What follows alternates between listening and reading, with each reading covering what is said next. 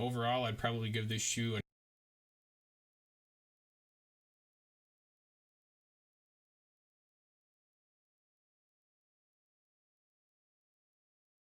Alright, what's going on, guys? Welcome back to Jacked University. This is now officially my 5th time starting this. Maybe one day I'll get it right, but you guys won't know.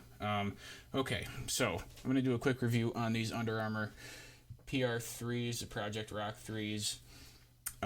First and foremost is the look of them. When you pull them out of the box, they come out like this. And I really thought there was a rock logo on it, the bull or whatever. Let's see. Here, come on. So there it is. Oops. All right, now when you look at these, you'll notice that the bottom of them is really flat here. Let's see if it'll. Bottom is extremely flat. This is kind of tilted upwards.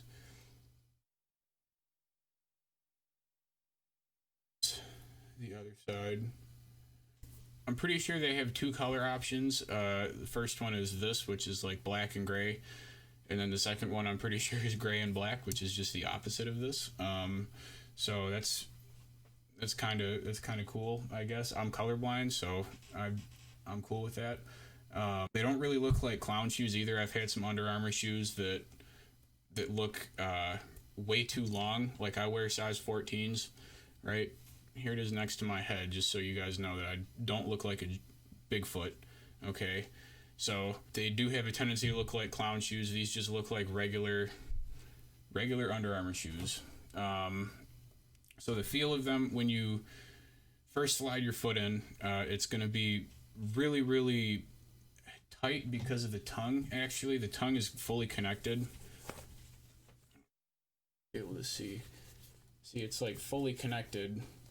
So you gotta squeeze your foot in there, and once it gets in, it feels like it's just hugging your foot.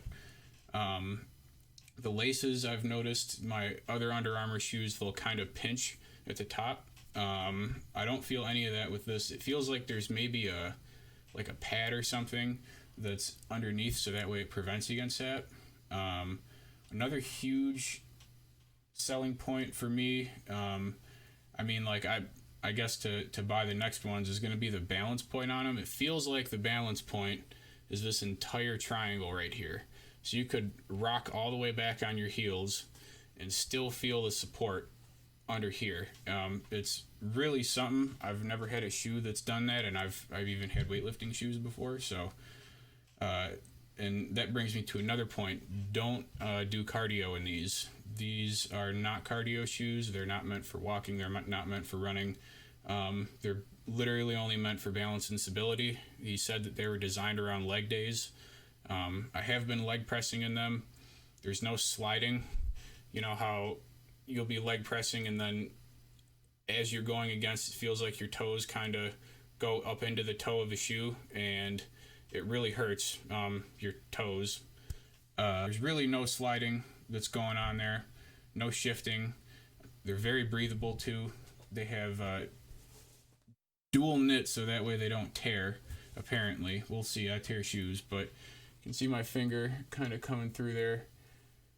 Very, very breathable. I'm not really putting any force on it, and like I said, I've watched them while I leg press, and you guys know what I'm talking about. How your toes like slide up like this, right?